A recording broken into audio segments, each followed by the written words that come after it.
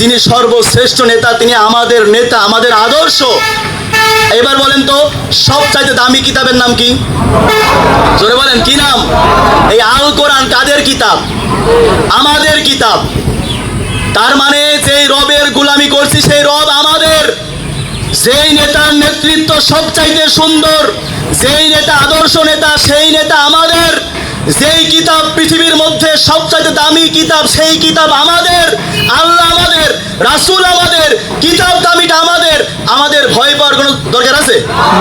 তো সবই তো আমাদের, ভয় কিসে? দরুদ এবং সালাম প্রেরণ করছি বিশ্ব মানবতার মুক্তির অগ্রদূত, লাঞ্ছিত, বঞ্চিত, নিষ্পেষিত মানুষের হৃদয়ের একমাত্র বন্ধু বিশ্ব নবী জনাবে মুহাম্মদ রাসূলুল্লাহ, সকলে বলছি সাল্লাল্লাহু আলাইহি ওয়াসাল্লাম। ইসলামের ইতিহাস সাক্ষ্য দেয়, প্রমাণ করে, পৃথিবীর ইতিহাসে ইসলামের সকল বিজয় হয়েছে এই যুবকদের হাত ধরেই। আপনারা জানেন, ইসলামের প্রথম যে যুদ্ধ, প্রথম যে জিহাদের ময়দান কায়েম হয়েছিল সেটা বদরের ময়দান। এই বদরের ময়দানে রণপ্রান্তরে সবচাইতে ইসলামের বড় দুশমন, আমাদের রাসূল সাল্লাল্লাহু আলাইহি সাল্লামের সবচাইতে বড় দুশমন, জানের দুশমন, আমাদের দুশমন আবু জাহেল ওই ময়দানে কিন্তু শরীক হয়েছিল মুসলিমদের বিরুদ্ধে।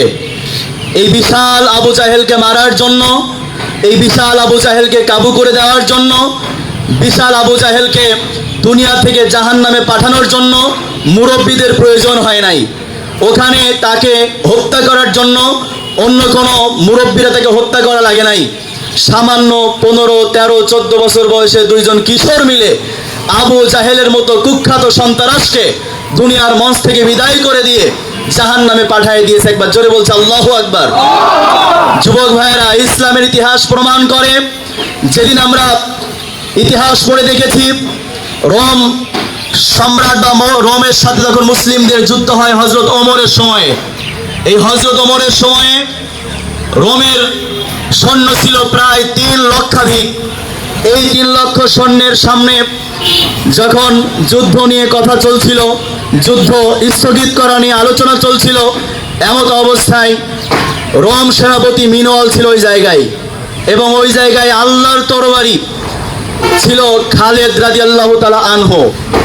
খালিদ বিন ওয়ালিদ রাদিয়াল্লাহু তাআলা আনহু ওই জায়গায় যখন আলোচনা চলছিল, এমত অবস্থায় মাত্র 100 জন সৈন্য নিয়ে 3 লক্ষের সামনে, মিনওয়ালের সৈন্য ছিল, রোম সৈন্য ছিল 3 লক্ষ, আর মুসলিম সৈন্য ছিল 100 জন খালিদ বিন ওয়ালিদ রাদিয়াল্লাহু তাআলা আনহু এর সাথে।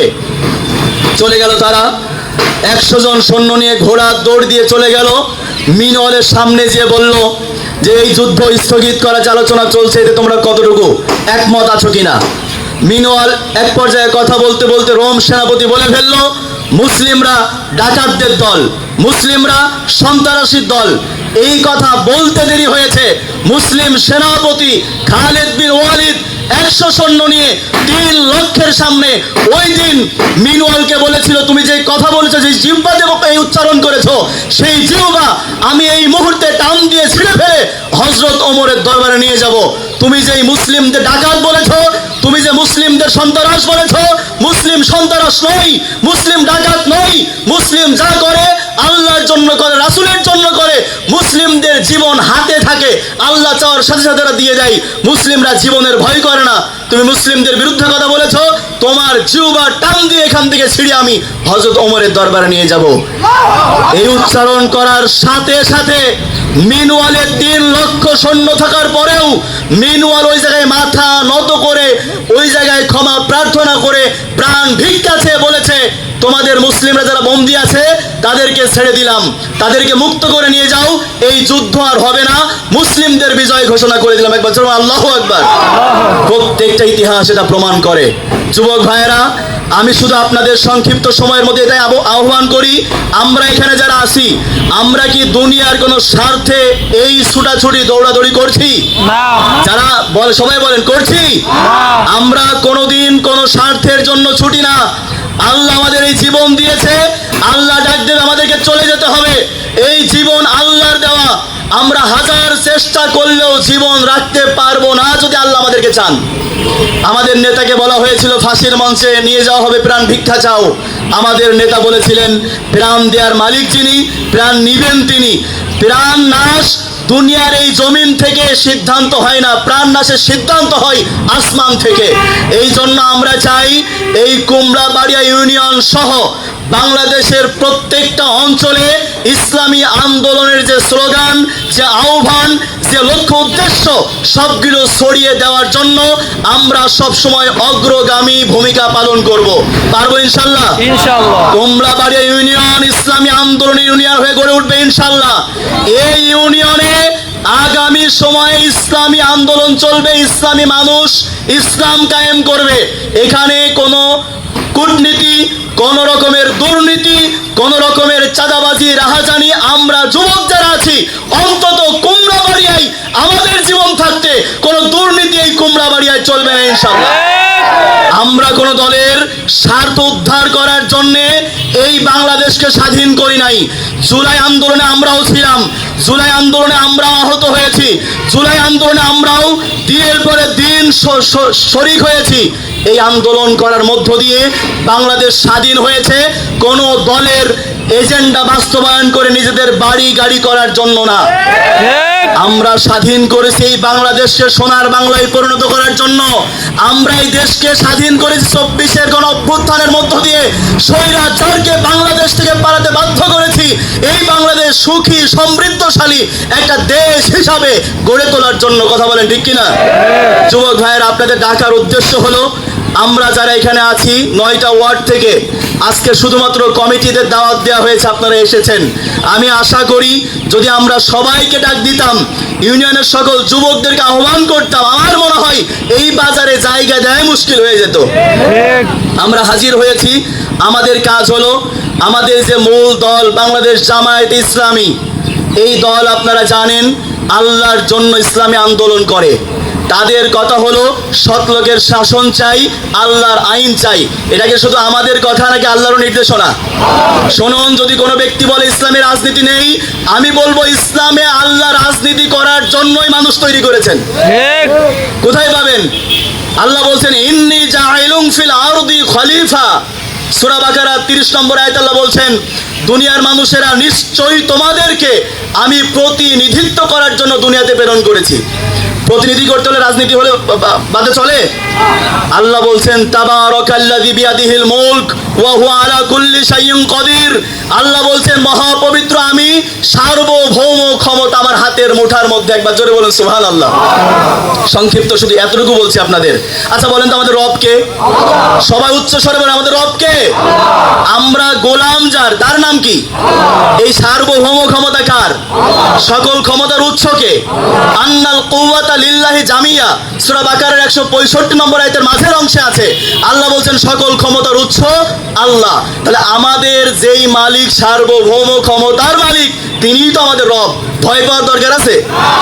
সবচাইতে পৃথিবীতে উত্তম মানুষ যিনি, নেতা যিনি, শ্রেষ্ঠ মানব যিনি, তিনি আমাদের নেতা মুহাম্মদ রাসূলুল্লাহ সাল্লাল্লাহু। যিনি সবচাইতে ক্ষমতার মালিক, তিনি আমাদের রব।